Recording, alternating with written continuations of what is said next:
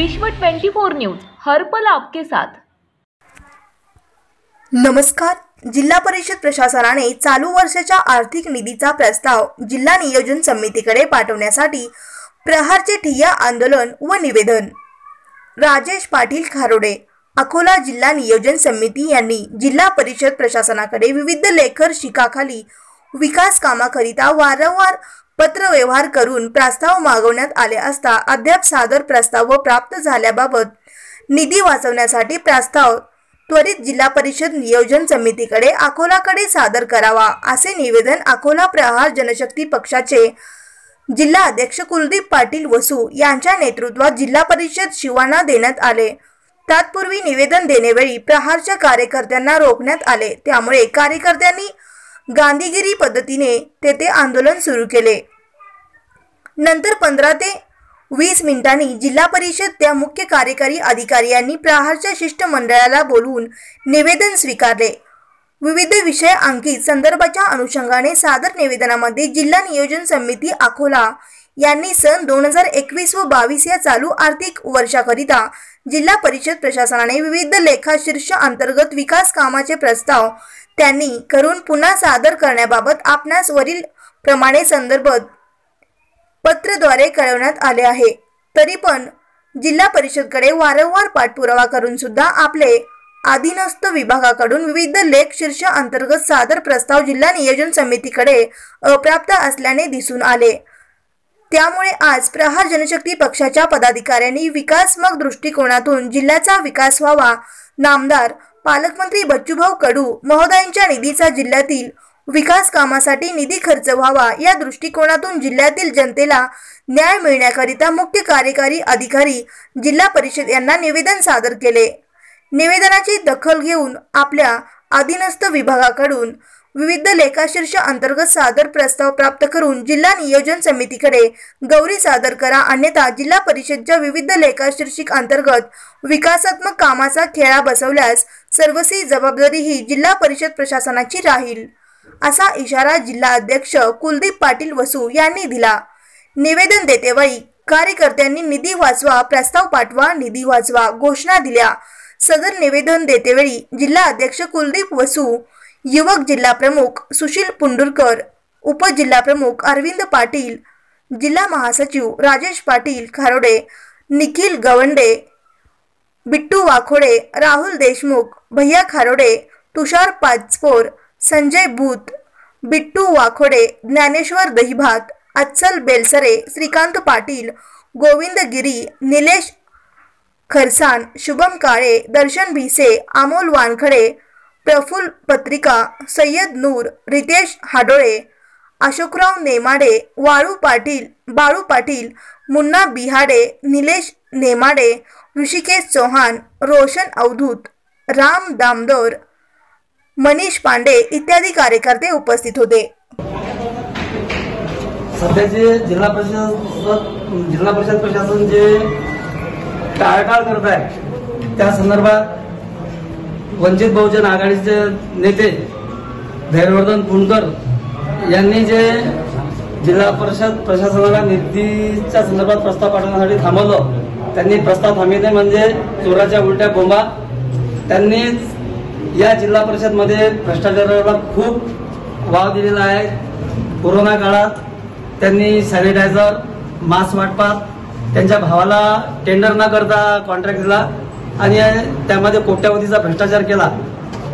त्यांच्या भ्रष्टाचाराकडे ते डोळे जाग करीत आहे आणि उलट माननीय पालकमंत्री महोदय यांनी ग्रामीण रस्त्यामध्ये कुठलाही भ्रष्टाचार न करता धामणा रस्त्याला इजिमा क्रमांक 11 आहे, तसेच पिंपळद रस्त्याला 120 क्रमांक आहे आणि रिधोरा ते गायगाव याला ग्राम क्रमांक 64 आहे। यांनी कोणताही अभ्यासपूर्ण आरोप न करता त्यांनी जे आरोप लावलेले ते खोटे आहेत आणि वंचित बहुजन आघाडी, संपूर्ण वंचित बहुजन आघाडी ही धैर्यवर्धन पुणकरच्या दावणीला बांधलेली आहे असा आमचा स्पष्ट आरोप आहे। त्यामुळे आज आम्ही इथं मुख्य कार्यकारी अधिकारी यांना निवेदन दिले। सर, आज निवेदन देताना तुम्हाला कुठे थांबवण्यात आलं होतं, त्याच्यानं तुम्ही हे आंदोलन केलं इथं? आम्हाला निवेदन देताना इथं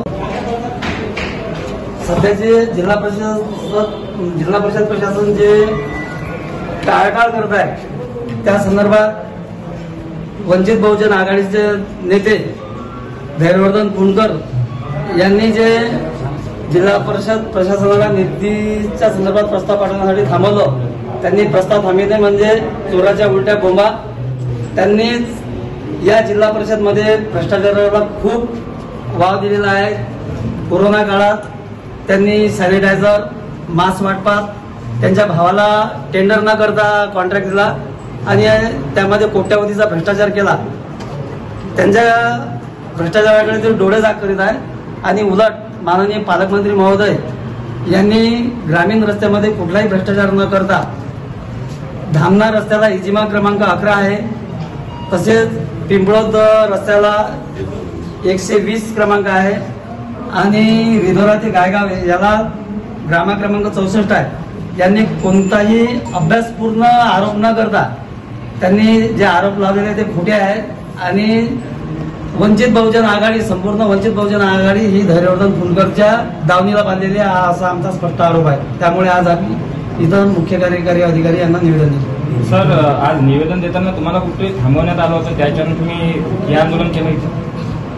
आम्हाला निवेदन देताना इथं आज प्रहार जनशक्ती पक्षामार्फत जे जिल्हा परिषद शिवसाहेबाला आम्ही निवेदन दिलं की निधी वाचवा, प्रस्ताव पाठवा.